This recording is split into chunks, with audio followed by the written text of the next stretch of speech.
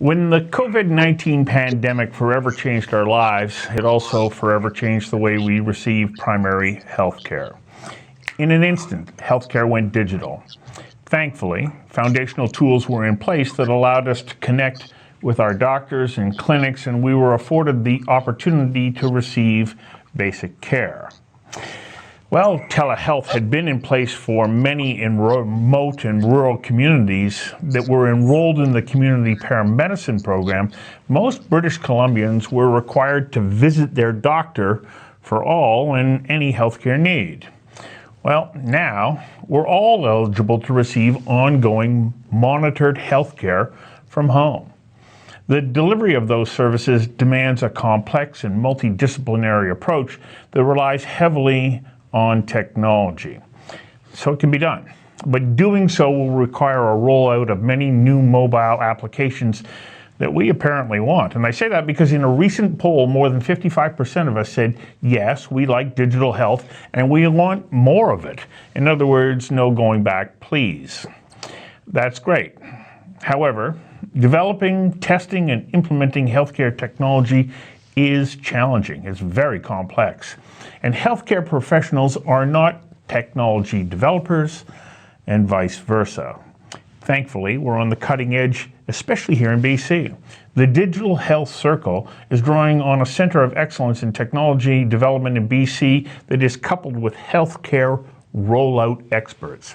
I invited Dr. Sylvain Moreno of Digital Health Circle to join me for a conversation that matters about how the delivery of healthcare is going to happen going forward, especially digitally, the expertise he and his team bring to technology innovators, and why BC is positioned to be a world leader in online healthcare. Dr. Moreno, thank you for joining me. Let's start with an overview of digital healthcare delivery. How big of a challenge is it to meet the needs of the system and also meet the needs of patients? I think, you really point the need of the population. I think it's pretty clear with the polling that we've done with Research Co, that we show that there is a strong will, a strong need, but also an appetite to discover those tools and to use them. The difficulty that we are having is the merging between those tools and the medical system or the healthcare system.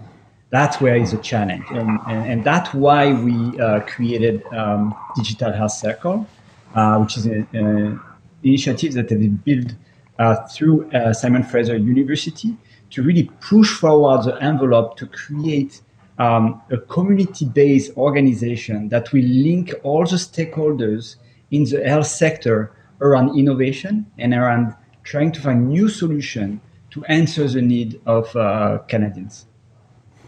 So when you talk about all of those stakeholders, who are we talking about? From patient through to healthcare practitioner, there's a variety of other agencies and institutions and applications that are all involved. What does that complex network look like? Yeah, you use the right word. It's extremely complex in the network, because first thing that comes to mind is it's going to be makes sense if I interview patient to create technology and then everything will be okay because I answer the need of the patient. But unfortunately, the picture is not as or quite simple. The point is we need to hear the patient for sure, but also the caretakers, the families. But outside of that, there is also the whole chain of medical care. The nurses, the medical practitioners, but also the institute of what is the healthcare system, the health authorities, for example, in BC, the hospital or the clinics, and also, what is it possible when we talk to the technical side of the equation? What can we really do that can be easy and used on daily basis, and that can really push the needle forward? So that's kind of the part of the ecosystem. But then we also discover that there is also novelty and the innovation that need to go into this product, where academia has a very important role to play with the leader universities in BC, such as Simon Fraser University. Right. You are working with Simon Fraser University. It's kind of your lead in many ways on this that helps you create the network. Tell me about how it came together. Well, I think this has been really the push of the executive team at Simon Fraser University that allow us to be forward thinking. So this is our president, Joy Johnson, and Dugan O'Neill, our vice president, research and international, who really give us carte blanche to push forward this notion of community innovation. So to create this model where we talk about co-creation with all the stakeholders of the field of digital health. And through that, we went to involve students, faculties, but also community partners, not-for-profit, and industry, and the health authority. So it has been quite a challenge at the start because it's like a family dinner. You have to invite everybody. And it's always a kid that is kind of a tricky conversation because everybody has want to talk about what they did last Sunday, right? And and also what they want to bring to the table. So a lot of excitement, and through those years, we were able to develop this expertise to understand how to bring at the same table to co-create together a product that at the end will be in the hands of patients and make their life better.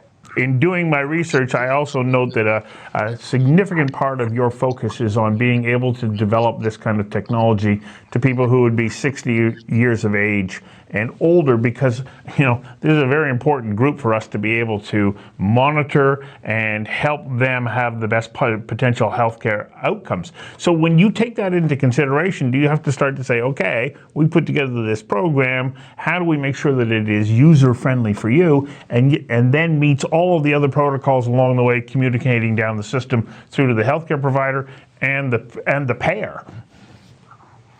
Yeah, so I started this initiative a little bit selfishly, in the sense that my grandma, which I spent all my life with, and I was very close to, went into this difficult part of her life where she needed a lot of medical care, and I realized through that it was really hard for her to move around or to for example, you wake up. She dress up, she has to take a bus to go to the medical appointment where she's trying to arrive half an hour before. She wait 1 hour to see the practitioner. She see the practitioner during 10 minutes, then get a file that she has to make sense of and to go back to home. So it become like a whole day event for just one appointment. And when you imagine the difficulty of care for seniors, sometimes this is overwhelming. So having this kind of solution that she could receive care from home, from the comfort of her home, where she feel like she trusts the process and she receives her need in a timely manner, was kind of like the origin of all that process that we started. So we started Digital Health Circle really to try to help and push forward the need of the aging population. And how can we make sure that we hear their voice and answer what do they really need in their health care, in their care, sorry. And so that was the origin of Digital Health Cycle. And because we become successful at this model of co-creation or community innovation, become to work and produce technologies that are on the market now, we expanded to the health domain and digital domain in general. As a senior, most people have I don't want to say morbidities, but they have a variety of sort of competing concerns. Do I have the right, blood oxygen levels? What's my blood pressure like? A whole host of different measurements that have to be taken. How do you do that from them being at home so that the appropriate healthcare provider, whether it's their primary caregiver or even emergency services, are aware of whether or not somebody is maintaining, whether or not they're deteriorating, or if they're in distress and need help? How can you do that from a remote perspective and make it work seamlessly? Well, I think telehealth has since an incredible amount of progress in the last 10 years, but COVID per se has really amplified that.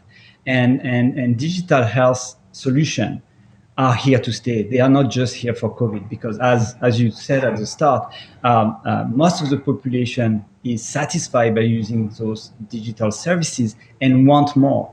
I think there is a pivot right now in our society where we don't want really to depend, or at least completely, for care to practitioners. I think we want to be empowered through technology to understand and take care of ourselves. And I think that's what also our polling show.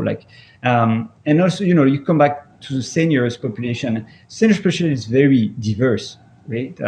Not like I will never picture like senior population of population that is suffering or sick all the time. That's not the case, right? These are probably the last years of our life.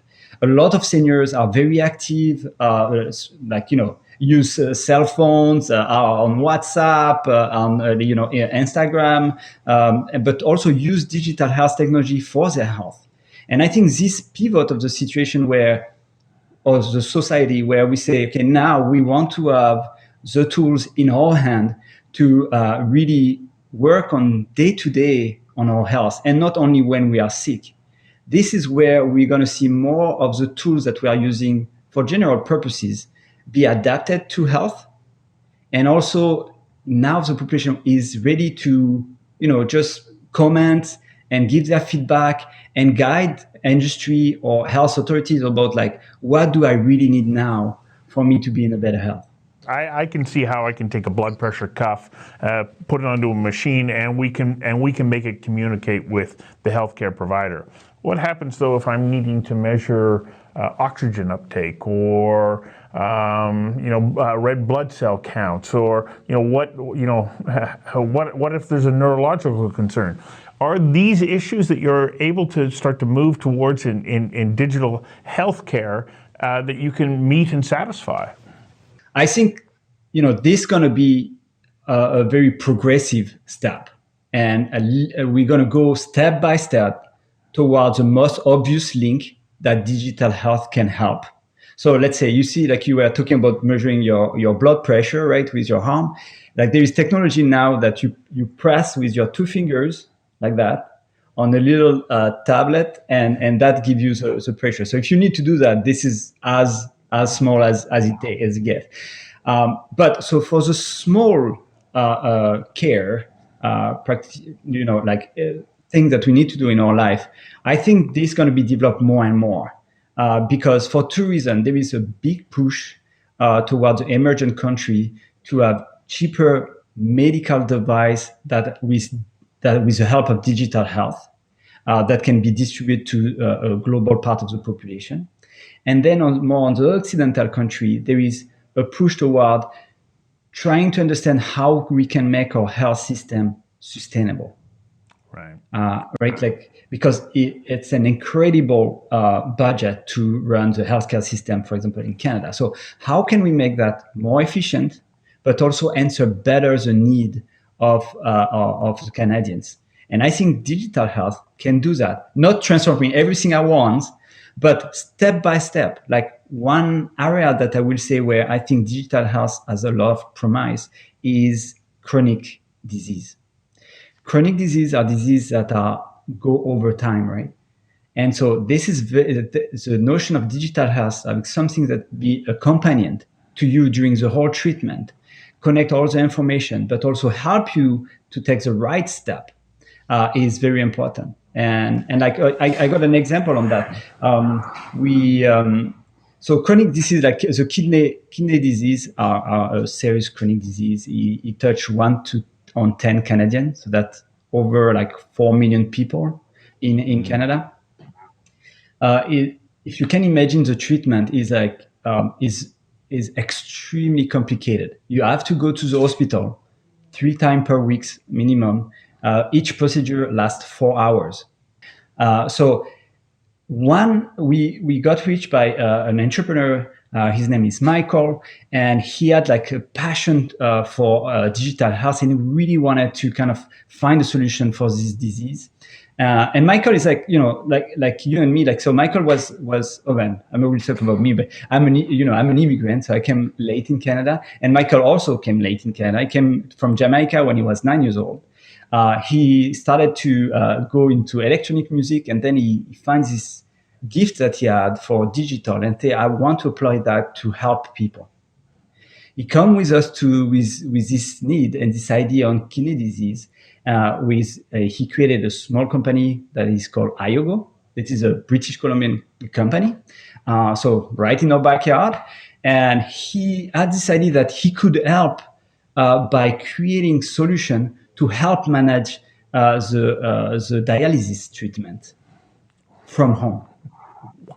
Okay, so what we do as DHC Circle when we have somebody that's so passionate is to really bring them together with team of experts and bring everybody, the healthcare system, medical practitioner, patient, caretakers, but also other small companies, to create a very strong team around that idea to be able to produce the digital health technologies that will really help those patients.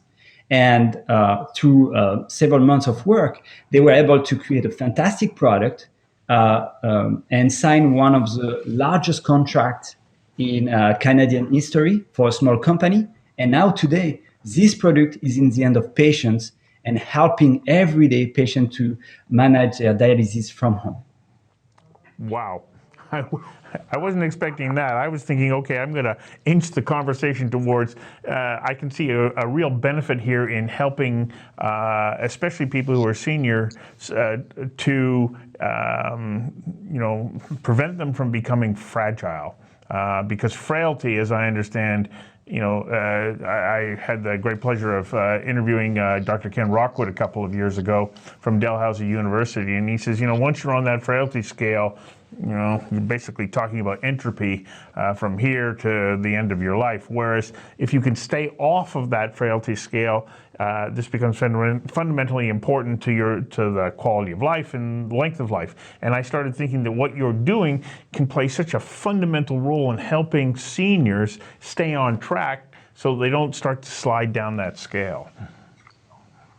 Oh, yeah, totally. So right now, one part of our research in my lab at Simon Fraser University is to analyze tens and 10,000 of people and with their daily life activities, and to try to understand how, with the use of very advanced computer science method, if we put all those data together, what are the factors that can really impact the improvement of brain health, for example, that is linked to frailty.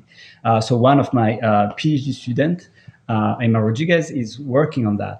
And we really push the envelope. And what we found is actually more you advance into age, more what you do on an everyday basis is extremely important.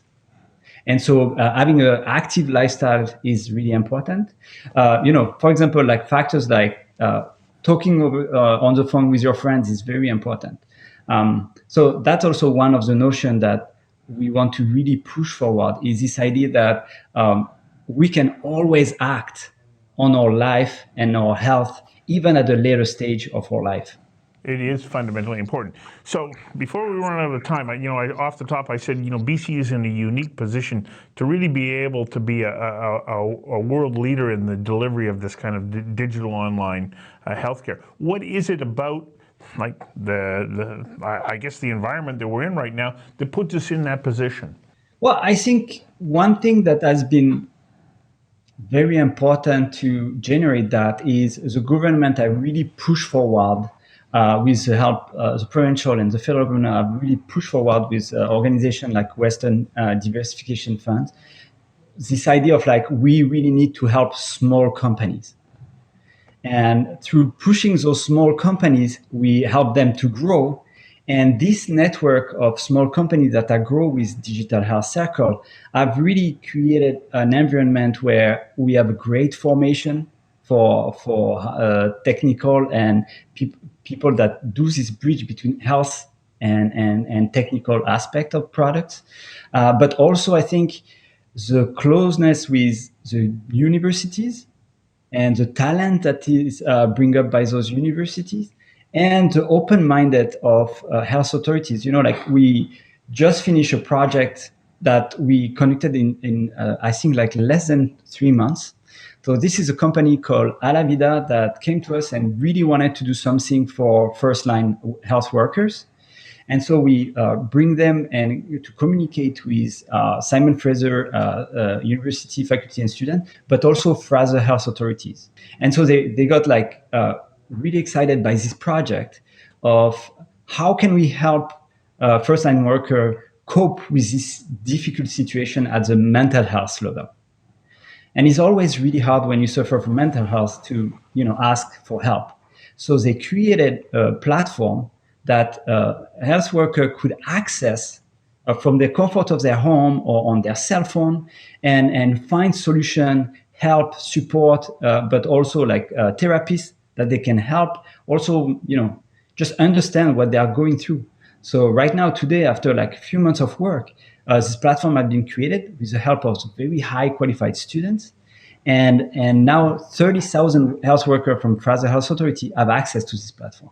Not that the pandemic is anything that any of us invited, but it has helped to create the impetus so that we move forward and with much more acceptance and vigor than we might have otherwise. It might have taken longer to get to this point, and I think that it is an important step in our development. Like the pandemic has been terrible and touched so many lives, and so it's difficult. But if there is a positive of that is how people have come together, how people have helped each other, have supported, and digital health has been kind of like the conduit for people to try to help other people, right? Like we had company come to us, but we are not doing digital health at all at the start and say, okay, we want to do that, we want to help, we want to, and so one of our role has been to really try to empower those actors but it has been like extremely satisfying for us and our team because we are able to help during this very tough time. And the number of ideas that have been generated through this pandemic to answer those questions and to find solution has been something that for sure is here to stay. I can't thank you enough for taking the time to explain to us, what you're doing there, and I wish you great success for all of us. Thank you very much. Thank you. I really appreciate for you having me.